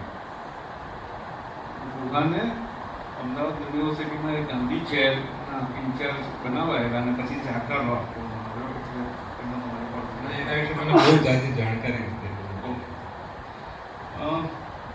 આજના ભારતને સમજવા ભારતનો ઇતિહાસ જાણવો કેટલો જરૂરી છે? એક જ્યોર્જ સેન્ટિયાના નામનો અમેરિકન ફિલોસોફર છે. એનું એક બહુ જાણીતું વાક્ય છે, those who forget their past are condemned to repeat it. જે લોકો પોતાનો ભૂતકાળ ભૂલી જાય છે એ એના પુનરાવર્તનનો શ્રાપ એને વેઠવો પડે છે. આજે જો આપણો ભૂતકાળ આપણે ભૂલી જઈશું તો એના પુનરાવર્તનનો શ્રાપની શક્યતા ઓછી બની જાય છે. અને આ ભૂતકાળ જાણવાથી તમને કહું કે ગૌરવ શબ્દ મને ક્યારેય નથી ગમ્યો. અહંકાર, ગૌરવ, અસ્મિતા, આપણા ઉપનિષદોમાં અસ્મિતાને ક્લેશ ગણાય કે હું ભારતીય, હું ગુજરાતી, હું પુરુષ, હું ફલાણું. એ આપણી ઓળખ છે. સ્ત્રીઓની ઓળખ માટે તો કહેવામાં આવે કે સ્ત્રીઓની ઓળખ પુરુષો કચડી નાખે છે. સ્ત્રીઓએ પોતાની ઓળખ વ્યક્ત કરવી જોઈએ, પણ હકીકતમાં ઓળખને બધું છે ને બહુ લોચાવાળું કામ છે. તો એ આ તમારે છતાં આ પુસ્તક વાંચે તો આપણે ભારત પ્રત્યે ગર્વ થાય, એટલે આમ પોઝિટિવ સેન્સ કે આપણે માનીએ છીએ એટલા ખરાબ નહોતા, એટલા ઝઘડા પર નહોતા, ભાગલા પડ્યા છતાં પણ આપણે માનીએ છીએ એટલા આપણે સમાજ પ્રત્યે બેજવાબદાર નહોતા. આપણા સમાજ સેવકોએ, અધિકારીઓએ જે દિલથી નિષ્ઠાથી પગાર મળે છે એટલે નહીં, અધિકારીઓ જેને અત્યારે સરકારી નોકરી શું છોકરી આપી હોય અને આ સરકારી નોકરી સારો પગાર રાખી દીધી, ત્યારે એ લોકો માત્ર પગાર મળતા જોતા. એ બધું આમાં તમને વાંચો તો સમજાય. તો એ તમે ભૂતકાળ વાંચો તો તમને એમ થાય કે ઓહો, સરકારી નોકરી સેવા માટે પણ હોઈ શકે. સમાજ સેવકો સાચા કેવા હોય એની આખી વાત છે. આપણું જે નીતિ આયોગ પહેલું પ્લાનિંગ કમિશન બનાવ્યું ને, એનું જે સૂત્ર પ્લાનિંગ કમિશન, એ આપણા ભાભા ને પેલા પ્રસાદચંદ્ર ને નહેરુ એ બધા કે સેવા પહેલા, નફો પછી. 4 શબ્દોનું સૂત્ર કેટલું પ્રોફાઉન્ડ છે કે સરકાર જે છે સેવા માટે હોય છે. એટલે સરકારના ધારો કે જે એકમો છે, હવે આપણા ઘણા અર્થશાસ્ત્રીઓ, મારા સહિત બધાને ઘણાને એવું લાગ્યું કે આ નહેરુએ જે શરૂઆતમાં સમાજવાદ કર્યો, મૂડીવાદને મોડે સુધી લાવવા ન દીધો, એને કારણે આપણે પાછળ રહી ગયા, ચીન આગળ વધી ગયું ને બધું. હવે હું તમને કહું, પુસ્તક વાંચીને મને વધારે સમજાયું, અને એમને ગોહાઈ નથી લાવી કે મારા મગજમાં ઉગ્યું કારણ કે આપણે ખાતર પાણી પૂરું. મને એવી એક ઇમેજ સમજાઈ કે નહેરુએ ભારતને એવી રીતે જોયેલું, અને દુનિયા પણ જોતી હતી, અને હું પણ સમજું છું કે એક નવજાત શિશુ, નાનું બાળક જન્મ્યું 1 વર્ષનું, 2 વર્ષનું, 4 વર્ષનું થાય ત્યાં સુધી જો એની માં એમ કે હું આને મારી છાતીથી અડગો નહીં કરું, તો એ માનો કોઈ વાંક કાઢી શકાય? એ માં એમ કે હું આને ખુલ્લા સમાજમાં ફેંકવા નથી માંગતી, એ જરા મોટો થાય પછી હું એને ઓપન માર્કેટમાં, ઓપન સોસાયટીમાં, ઓપન કોમ્પિટિશનમાં, ઓપન મૂડીવાદમાં પછી નાખીશ. હમણાં તો નહીં.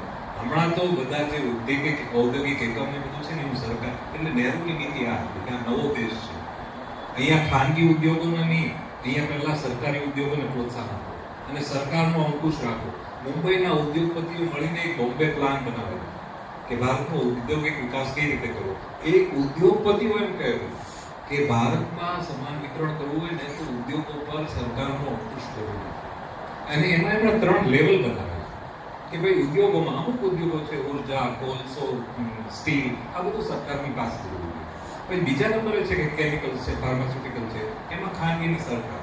અને પછી ત્રીજું છે કે ધારો સાબુ ને બ્રશ ને સાદી વસ્તુ એ બધે ખાનગી વાળા કરે. એટલે એવું જ બધું પહેલા દિવસથી મૂડીવાદ વિરોધી હતું.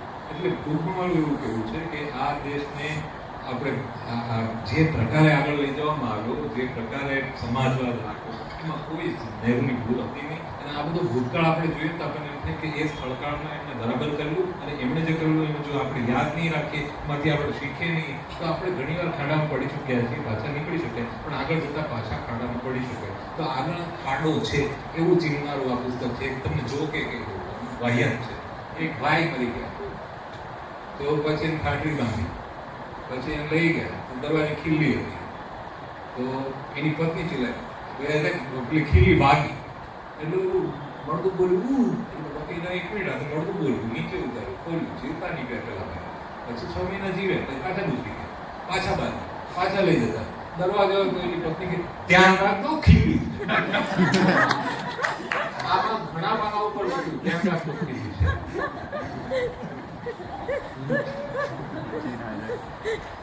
પત્રકાર તરીકે આપણા દેશમાં કઈ વસ્તુ તમને સૌથી વધારે પ્રોબ્લેમેટિક, મુશ્કેલી વાળી લાગે છે? પત્રકાર મેં મારી જાતને ગણવાનું નથી છું, એટલે મને ગણાવતી છોડી દીધું. પત્રકાર તરીકે તો નહીં, પણ માણસ તરીકે મને જે ક્યારેક એમ લાગે કે શું કઈ રીતે થતું હશે, અને મને એની ખબર નથી, આપણને ખબર નથી. તો એ આ યુવાનો વિશે મને ઘણી વાર લાગે કે અત્યારે જે માણસ 15 થી 25 વર્ષના 35 વર્ષના થાય, પહેલી વાર મને સમજાયું કે આ છોકરું, આપણે જે નવી જનરેશન ઉભી થાય એને ધીરજ કેળવવાની કોઈ શક્યતા જ નથી અપાતી. એનો તો કોઈ વાંક જ નથી. આપણો બહુ જાજો આપે. એક બાળકમાં થોડું ધીરજ વિકસે, એ ધીરજનો ગુણ વિકસે, એની આપણે એમને કઈ તાલીમ આપતા જ નથી એમ નહીં, પણ ધીરજ ન વિકસે એની પૂરતી જાણે તકેદારી. એવું નાનું છોકરું જમતું ન હોય એટલે મોબાઈલ મૂકી દે, પછી જરાક મોટું થાય એટલે એટલું આમ ફટફટ પેલું જોવા માટે 2 મિનિટની રીલ નથી જોઈ શકે, એ ફાસ્ટ ફોરવર્ડ કરીને જોવે. પછી આખી એટલે એક તો ધીરજ નથી વિચારવામાં, અને છતાંય માણસો નવી પેઢીને બહુ ગમે, કારણ કે ઓનેસ્ટ વધારે છે. નવી પેઢીના અત્યારે વધારે જાણકારીને કારણે વધારે સક્ષમ બને, પણ એ સક્ષમ નવી પેઢીની એની પ્રતિભા, એના શ્રમ, એની મહેનત, એની આવડત, એની સેક્સ્યુઆલિટી, આ બધાને વ્યક્ત થવાની તકો છે જ નહીં. તો એનું શું થશે? આ એક સમસ્યા છે, ગંભીર જે મને લાગે કે આ યુવા શક્તિની ચેનલ, એની એનર્જી નીકળેલી ચેનલો કે બધી રૂંધાયેલી છે. બહુ લગ્ન નથી થતા, ગામડાઓમાં કોઈ ઉપર કન્યા આપવા તૈયાર નથી. આજે ગામડામાં જેટલા છોકરા મોટા થાય એને ત્યાં શું કે લગ્નમાં કદાચ કન્યાઓને માંગ નથી, ગામડામાં કન્યા નથી મળતી, શહેરોમાં નોકરીઓ નથી મળતી, અને બધા નોકરી મળે જરૂરી નથી. એટલે યુવાનોની એક જે સમસ્યા છે. બીજું આપણું આજે ફોર્ટ લાઈન અમુક તો છે જ કાંઈ ગંભીર, કે અસ્મિતા અને ઓળખ ને એ બધાના રાજકારણમાં આવે. આ છે ને પ્લેટોએ બહુ જ, પ્લેટો અને સોક્રેટિસ બંને કહ્યું કે મતદાન આપવાનો, બધાને મતાધિકાર ન હોવો. હવે આપણા દેશમાં પહેલા દિવસથી મતાધિકાર સૌને, સ્ત્રીઓને, પુરુષોને, અભણોને, ભણેલાઓને બધાને, પણ આપણે મતાધિકારને લાયક છીએ? આ સવાલ એટલા માટે થાય કારણ કે આપણે ગોળાઈ જોઈએ ને એવું તો બહુ છે. આપણને દોરી જનારા, તાણી જનારા, આંજી દેનારા બહુ લોકો છે. હવે એનાથી અંજારી બહુ મોટી પ્રજાને કારણે દેશ જો આગળ વધતો હોય તો એ જોખમી છે. કારણ કે એટલે પ્રજાની કેળવણીમાં જે થવું જોઈએ, સોક્રેટિસના બધા જે ઉદ્દેશ્ય ને મેં એક આ છે, હું જાણું છું, નથી જાણતો. બીજું આ છે કે પ્રજાની કેળવણી વિના લોકતંત્ર ન ચાલી શકે. અને મને આજની એ બહુ મહત્વની સમસ્યા લાગે છે કે પ્રજાની કેળવણી પહેલા તો તોય થતી, હવે ઘટી ગઈ છે. પ્રજા કઈ રીતે કહેવાય? પ્રસાર માધ્યમથી કેળવાય, બીજેથી કહેવાય, ત્રીજેથી કહેવાય. હવે એ બધા માધ્યમોમાં કેળવાય એવું બહુ ઓછું રહ્યું. એટલે પ્રજાની કેળવણીમાં જે ભયંકર અંધકાર અથવા ખાલીપો છે એ મને થોડો ચિંતા લાગે છે. એને રિલેટેડ સવાલ એવો છે કે અત્યારે જ્યારે પણ ઇતિહાસની વાત થાય ત્યારે ડાબેરી કે જમણેરીના ખાનામાં થાય છે. તો ઇતિહાસ તટસ્થ હોઈ શકે ખરો? મને તો હા લાગે છે આ જ છે, આ એનું ઉદાહરણ છે, આ તટસ્થ છે. આમાં છે ને સામ્યવાદીની વાત આવે છે, જમણેરીઓની વાત આવે છે, માત્ર એક્ઝેક્ટલી ટીકાની રૂપે નહીં. આમાં શરૂઆતમાં જે જોવા મળે એ બહુ મજાનું એ છે, નહેરુ છે ને એ માર ખાઈ રહ્યા છે અમુક રીતે. કોણ મારે છે ને? એક જમણેરીઓ મારે છે, હિન્દુવાદીઓ કે કોમવાદીઓ, અને બીજા સામ્યવાદીઓ મારે છે, ડાબેરીઓ. હવે આપણને એમ થાય એક મિનિટ, ડાબેરીએ મારે, જમણેરીએ મારે, તો ડાબેરીઓ અને જમણેરીઓ અંદર અંદર લડવાનું, આ વચ્ચેવાળાને શું કામ મારે? પણ એકચ્યુઅલી એવું હોય, બધાની પોતપોતાની વિચારધારા હોય, પણ એક મોટાભાગના ઇતિહાસકારો માટે જનરલી કહેવાતું જ હોય કે આ છે ને સહેજ જમણી તરફ પડેલા, અને એમાં આખા ગ્રેડ હોય કે જરાક સેન્ટરથી રાઈટ છે, જરાક સેન્ટરથી લેફ્ટ છે. આપણા ભારતના ઇતિહાસ વિશે આઝાદી પહેલાના સૌથી સારા પુસ્તકોમાં છે Modern History of India, RC Majumdar. તેના વિશે કહેવાય કે સહેજ સેન્ટરથી રાઈટ. પણ આ ગોવા વિશે હું માનું છું કે જરાક ગોવાએ પોતે લખ્યું છે કે હું બહુ જ પેલા મક્કમ અભિપ્રાયનો માણસ છું, પણ કે આ પુસ્તકમાં મેં માત્ર સામગ્રીને જ બોલવા દીધું છે, મારા અભિપ્રાય અંકુશમાં રાખે. પણ તોય તમને ગોવાની એવી દેખાય ખરા કે આ માણસ એક લિબરલ છે. તો એક ડાબેરી જમણેરી નહીં, પણ લિબરલ કન્ઝર્વેટિવનો આપણને ખ્યાલ આવે કે આ એક માણસ લિબરલ છે, અને એનો લિબરલ વિચાર છે ને એ આમાં દેખાય છે. એટલે એટલું તો અસર આવે. બીજું શું છે, આ સૂર્યકિરણ કોઈ સપાટી પર પડે ને પછી રિફ્લેક્ટ કઈ રીતે થાય એની જે વાત છે. તો એ સપાટીની અસર તો પડવાની કે એ સનમાઈકા ઉપર પડે છે કે ધૂળ પર પડે છે કે પાણીમાં પડે છે, તો એ પાણીનો જેટલો પ્રભાવ હોય એટલો પ્રભાવ કોઈ પણ લેખક ઇતિહાસકારોએ એમાં લેવાનો. પણ એમાં બે પ્રકારના પ્રભાવ હોય. એક છે, ધારો કે હું લખું ઇતિહાસ, તો એક મારું કન્ડિશનિંગ નાનપણથી ક્યાં હું છું, હું શું ભણ્યું, શું વાંચું, આ તે, તો એમાં હું કંટ્રોલ કરી શકું. એમાં હું સબ્જેક્ટિવ રહી શકું, સબ્જેક્ટિવિટી કાપી શકું, હું દીપક પણ હું એમાંથી હટાવી શકું. બને ધ્યાન રાખવું પડે કે આમાં દીપક ના આવવો જોઈએ, આમાં ઇતિહાસ જ આવવો જોઈએ, એટલે હું ધ્યાન રાખી શકું. પણ બિયોન્ડ એ પોઈન્ટ હું ન રાખી શકું, કેમ કે જીનેટિક્સ છે, મારા એકદમ જે જીન્સમાં છે એ ન બદલી શકું. એટલે એ સબ્જેક્ટિવિટી વચ્ચે ન આવવા દેવાની સભાનતા છે એ પેલો લેખક મેક્સિમમ રાખી શકે. તો એ બિયોન્ડ એ પોઈન્ટ અમુક એનું રહેવાનું, એટલે સાવ ઝીરો ન હોઈ શકે. બાકી બને એટલો તટસ્થ ઇતિહાસ તો હોઈ શકે. જેવું ઉત્તમ ઉદાહરણ પુસ્તક પોતે છે. અને આગળ તમે જવાબ આપી દીધો પણ જરા જુદા ફ્રેમિંગથી છે કે અત્યારે તો એવું છે કે ભાઈ એઆઈ એ જ ભવિષ્ય છે અને ભણવાનો આખો ખ્યાલ બદલાઈ ગયો છે. ભણવું શા માટે જોઈએ? કારણ કે ઇતિહાસ જેવો વિષય શિક્ષણમાં ભણાવવાની શું જરૂર છે? એનાથી કંઈ નોકરીમાં મદદ મળે? મુંબઈમાં મારો ભત્રીજો છે, અત્યારે કુલ 12મા ધોરણમાં છે. એટલું બધું ભણી ગયો, એને ભૂગોળ વિષય આજ સુધી આવ્યો નથી. 12મા ધોરણ ભૂગોળ જ નથી. અને પૃથ્વીના ગોળા વિશે કંઈ ખબર જ નથી. અને એનું જીવન જોવું તો મને એમ લાગે ઘણા બધાને કંઈ વાંધો નથી, તો નીકળી ગયો. અને ભણતર વિશે ઘણા મજાકમાં કહેવાય છે ને, માણસ ભણતરથી નહીં ભણતર છતાં આગળ વધતો હોય. એટલે ઇતિહાસમાં તો એવું છે, ઇતિહાસ શું પાછું ઇતિહાસનું પાઠ્યપુસ્તક પણ નથી કરશે. એટલે ધારો કે ઇતિહાસ ન પણ ભણાવે, હું એવું માનું છું કે ખેડૂતને મને તો હંમેશા આવાની અંગત જ માની દો. અને એમ થાય ચોથા ધોરણ સુધીનું ભણતર મુખ્ય છે કે તમને વાંચતા લખતાને થોડું આવડી જાય. આ પ્લેટોએ પોતાની એકેડેમીમાં આપ કહેલું ખાસ કે વિદ્યાર્થીઓને છે ખાલી થોડું શીખવી દો, પછી છોડી દો, પછી જાતે નક્કી કરશે કે ઇતિહાસ વાંચ્યું છે, ગણિત વાંચ્યું છે કે વિજ્ઞાન. હવે એક માણસને જરા કે ગણિતમાં રસ નથી એના કારણે આપણે 10મા સુધી શું કામ ભણાવીએ?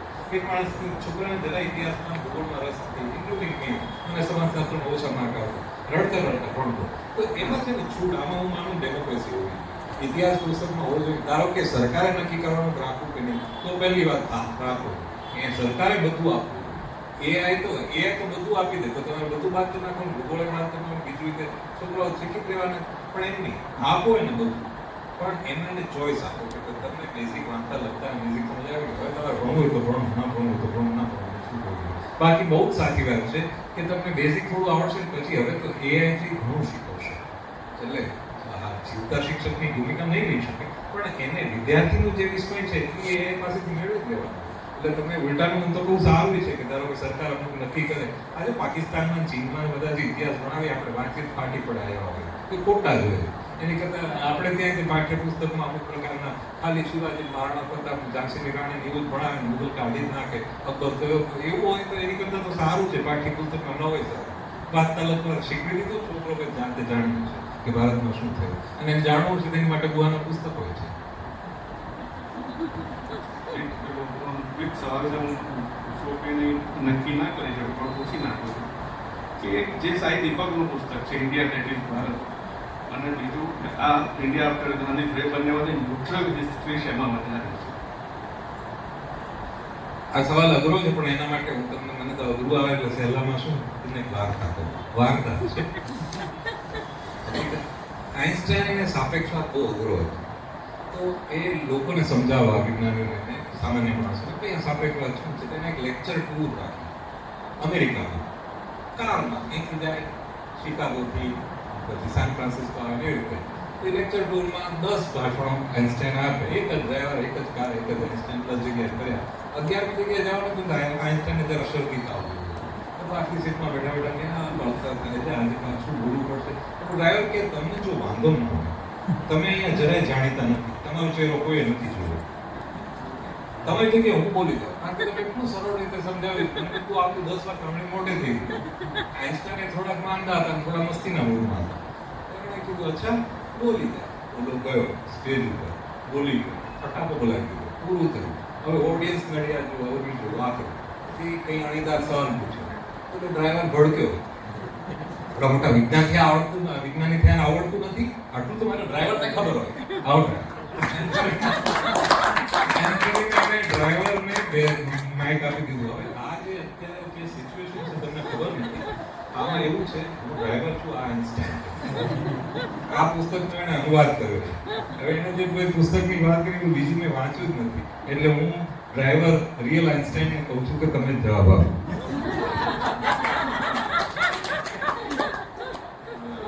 જે સાઈ દીપકનું મેં વાંચ્યું નથી પુસ્તક, એટલે એના વિશે કશું ના કહી શકાય. પણ એક ખાલી આ જવાબ તમે સરસ વાત કરી ને કે શીખતા શીખવાનું છે. હું શું માનું છું, કોઈ શું માને છે, અગર તો નહીં તમે જાતે જ કેવી રીતે નક્કી કરી શકો કે એમાંથી કયું પુસ્તક સારું? તો અને આગળ તટસ્થતાની પણ જે વાત થઈ, એકદમ સાદું એટલું યાદ રાખજો કે જે લેખક, ઇતિહાસકાર કોઈ પક્ષ કે છાવણી કે વિચારધારાના ગુનાહિત કૃત્યો ઢાંકવાની, છાવરવાની કે એને વાજબી ઠરાવવાની કોશિશ કરે, હિંસા, રમખાણ, ભેદભાવ, સામાજિક ભેદભાવ, કોમી ભેદભાવ, એને જે છાવરવાની, એનાથી રાષ્ટ્રહિત થાય આ તો સારું કહેવાય એવું દેખાડવાની કોશિશ કરે, એ લેખક બાયસ છે. અને જે શાશ્વત મૂલ્યોની વાત કરે, જે આપણને વેદિયા લાગે, નકામા લાગે, એવું લાગે કે આવું કંઈ હોતું હશે, આ લોકોને તો મારીએ તો જ સીધા થાય, એવી વાત જે ના કરે, એ લેખક મારા હિસાબે તટસ્થ અથવા તો તટસ્થતાની વધારે નથી. એટલે એ જે ગેરવાજબી વસ્તુઓને વાજબી ઠરાવવાની, સેલિબ્રેટ કરવાની કોશિશ કરે છે, અને બીજું વેલ્યુની વાત કરે છે. આ બેમાંથી છેવટે તમને એ જ સારો લાગશે જેની જોડે તમારો વિચાર મેળ ખાતો હશે. એટલે એવી રીતે તમે જાતે નક્કી કરી શકો. હવે ઓવર ટુ ડ્રાઈવર સાહેબ, આમાં એક બીજી મુશ્કેલી જે પ્રશ્નમાં જુદી જુદી સ્વરૂપે આવે છે કે અત્યારે સોશિયલ મીડિયા પર જે પ્રકારે આક્રમણ છે માહિતીનો, એવા વખતમાં ઇતિહાસ સમજાવો કેવી રીતે અથવા ઉચ્ચારવો કેવી રીતે સાચો? આ સવાલ મને બહુ થાય છે કે આમ છે ને, એક તરફ શું કહેવાય કે અત્યારના યુગને ટિપિકલ એકદમ ચવાઈને ચૂપતો થયેલી ભાષામાં કહીએ તો માહિતીના વિસ્ફોટ થયું. હવે એક તરફ માહિતીનો વિસ્ફોટ લાગે ને આપણા જેવા થોડા કંઈ ઠરેલો હોય તેને માહિતીના ભયંકર દુકાળનો યુગ પણ લાગી શકે. દુકાળ એ અર્થમાં, એક તો તમે સાદો સવાલ પૂછો, ઇતિહાસને તો આપણા જ ઇતિહાસનો, આપણા મહિના પહેલાનો ઇતિહાસ, આ સીઝ ફાયર થયું એ કોણે કર્યું, કોણે કઈ રીતે કર્યું, કોણે સંવાદો કર્યા, કોણે નક્કી કર્યું કે હવે આપણે અહીંયા યુદ્ધ અટકાવી દેવું જોઈએ. હવે આ બહુ જ તાજો ઇતિહાસ છે. હવે આનો આપણે જવાબ મેળવવા કોશિશ કરીએ તો શું મળે જવાબ? એક જવાબ એ મળે છે કે ટ્રમ્પે 2 ડઝન વાર કહ્યું ના મેં કરાવ્યું. આપણા મોદી સાહેબ કહે છે કે ના મેં લશ્કરને ચૂકવતો આપેલો પછી એમાં નથી કર્યું. પણ આપણને એક્ઝેક્ટ સાચો 100% સ્પષ્ટ જવાબ આજે આપણને નથી મળતો. તો આ માહિતીના વિસ્ફોટનો યુગ છે કે માહિતીના અભાવનો યુગ છે? માહિતીમાં શું પ્રોબ્લેમ થાય છે? એક બાજુ ગમતી ફાવતી માહિતી બધા ફેંકે છે. કોઈ પણ પક્ષ હોય, જમણી હોય, પોતાના ભાગનો, ડાબેરી હોય કે એ બધા પોતપોતાની ફેંકે. હવે એમાં આપણે વિવેક બુદ્ધિ ચલાવીને વાપરવા માટે તો ક્યાંથી શું સાચું શું ખોટું. તો બીજી તરફ જે આવે તમને માહિતી મળે પછી તમને ઉલટાની માહિતી તમને મૂંઝવે કે ઉભા રહે હવે આમાં શું છે. એટલે માહિતી તમને સ્પષ્ટતા આપવાની બદલે ગૂંચવી શકેલી હોય છે. એટલે માહિતીના આ યુગમાં સાચો ઇતિહાસ કઈ રીતે જાણો તો મને ખરેખર જવાબ નથી સૂચતો. આ પુસ્તક વાંચ્યા પછી મને સહેજ જરાક જે શ્રદ્ધા સાચી હોય કે ખોટી એ એવી બેઠી કે આમાં થોથા વાંચો. આ એક સાવ સાદો ને સ્થૂળ જવાબ છે કે ટૂંકું ન વાંચો. સાચી માહિતી તમારે વાંચવી હોય ને તો છપાયેલો અમારા જર્નલિઝમમાં તો હું સમજુ છું, જર્નલિઝમમાં ખરેખર છાપા બિલકુલ સંબંધ કાઢે ગયું. પણ તોય કે તમને બીજી ટીવીની રાડો કરતા અને એના બદલે હજી તો એક છાપા થોડા એટલે જે કરેલો લખાયેલો છપાયેલો અક્ષર છે આ તે જવાબ નથી. પણ તોય આ તો સાવ જ બધું સડી ચૂક્યું હોય ત્યારે સૌથી ઓછું ખરાબ શું છે? તો એમ કહું કે આવા ગ્રંથો છે ને એ જ એક માત્ર અત્યારે તમારે ભારતનો ઇતિહાસ જાણવો હોય તો વોટ્સએપ નહીં, ફેસબુક નહીં, ઇન્સ્ટા નહીં, ટ્વિટર નહીં, દુહાનો થોથો એ સાચો રસ્તો હોય શકે. બાકી તો ખબર નથી. સવાલ છે આમ તો ઘણા છે, આપણે 2-4 રાખીએ. એવું છે કે તમારા મતે વર્બેટિમ વાંચું છું કારણ કે એવો બધા 2-3 ઓપરેટિંગ શબ્દો છે. તમારા મતે હવે ભારત ફરી સોને કી ચિડિયા ક્યારે બનશે?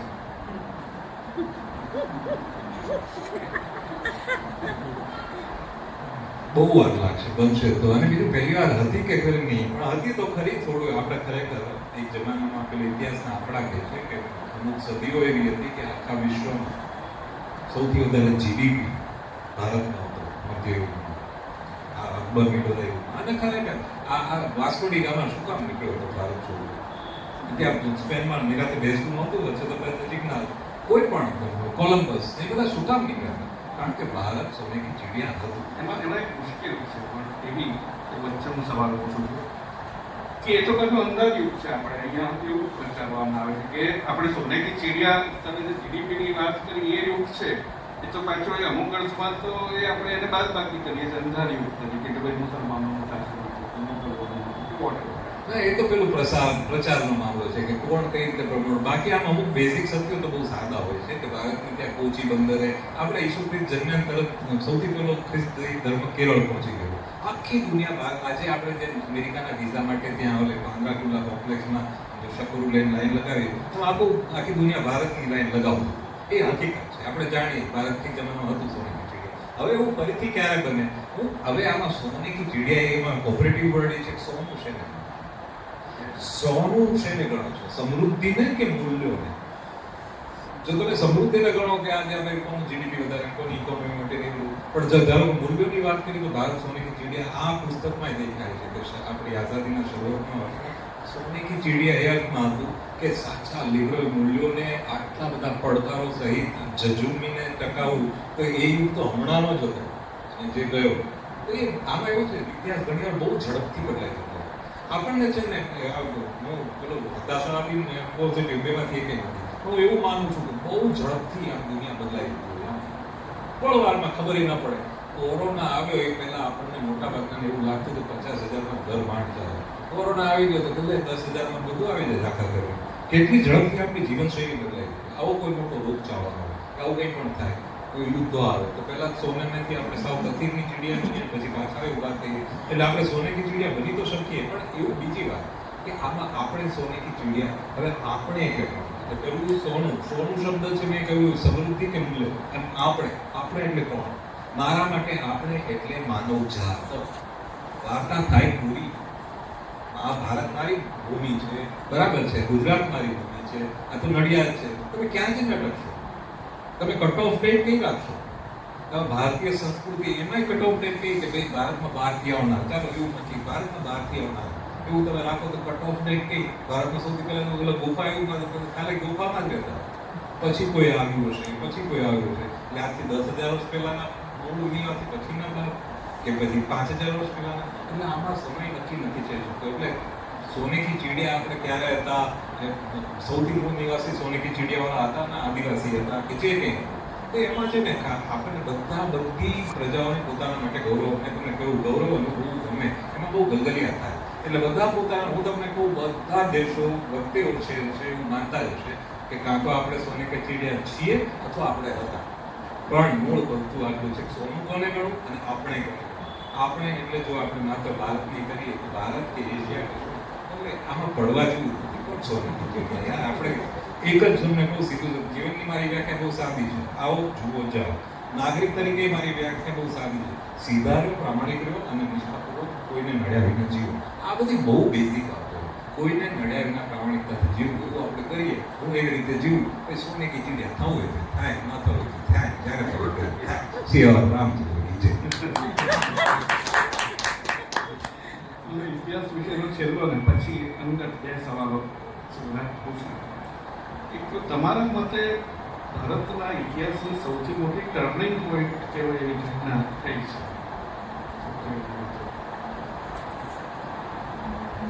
ઉત્તર ભારે આઈન્સ્ટાઈન બહુ અઘરા છે.